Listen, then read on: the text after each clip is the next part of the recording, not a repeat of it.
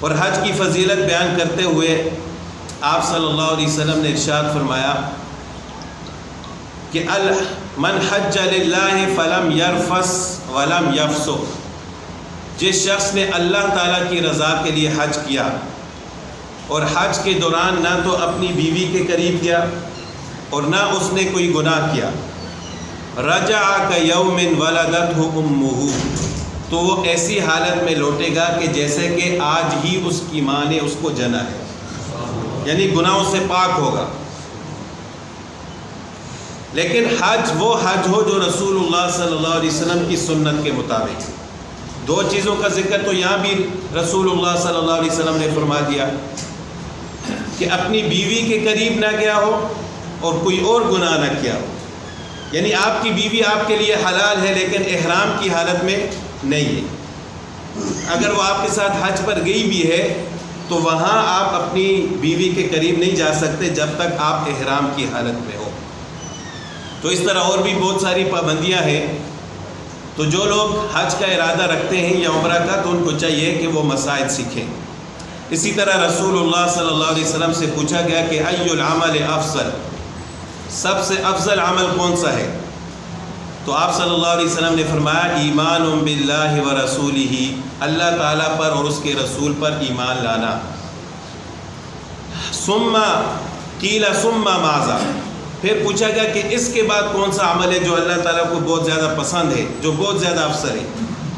تو آپ صلی اللہ علیہ وسلم نے فرمایا الجہاد فی سبیل اللہ، اللہ کے راستے میں جہاد کرنا۔ قیل ثم ماذا، پھر آپ صلی اللہ علیہ وسلم سے پوچھا گیا کہ اس کے بعد کون سا عمل زیادہ افضل ہے؟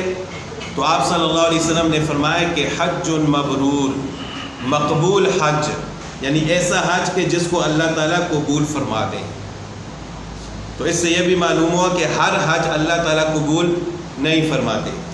سب سے پہلے تو جس مال سے ہم حج کر رہے ہیں وہ مال حلال کا ہونا چاہیے، پھر نیت اللہ تعالیٰ کی رضا ہونی چاہیے، پھر حج کا جو طریقہ رسول اللہ صلی اللہ علیہ وسلم نے بیان فرمایا اس طریقے کے مطابق ہونا چاہیے، تو وہ حج اللہ تعالیٰ اپنی بارگاہ میں قبول فرماتے ہیں۔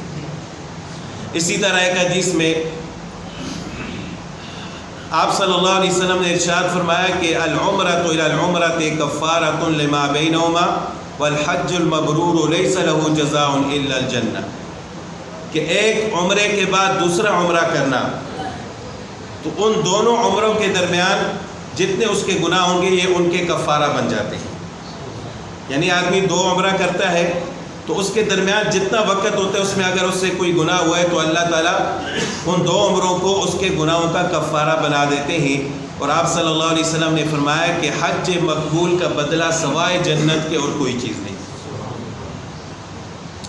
اسی طرح ایک حدیث میں رسول اللہ صلی اللہ علیہ وسلم نے رمضان المبارک میں عمرہ کرنے کی فضیلت بیان فرمائی ہے کہ ان عمرۃ فی رمضان تعدل حجۃ، کہ رمضان المبارک میں عمرہ کرنا اس کا ثواب حج کے برابر ہے۔ اسی وجہ سے لوگ رمضان المبارک میں زیادہ جانے کی کوشش کرتے ہیں، تو رمضان المبارک میں عمرہ کا ثواب زیادہ ہے، حج کے برابر ہے۔ لیکن اس کا مطلب یہ نہیں ہے کہ جس نے رمضان میں عمرہ کیا تو اس کا حج ادا ہو گیا، یعنی ثواب میں برابری ہے۔ باقی جو شخص استطاعت رکھتا ہے اس کے اوپر تو حج فرض ہے۔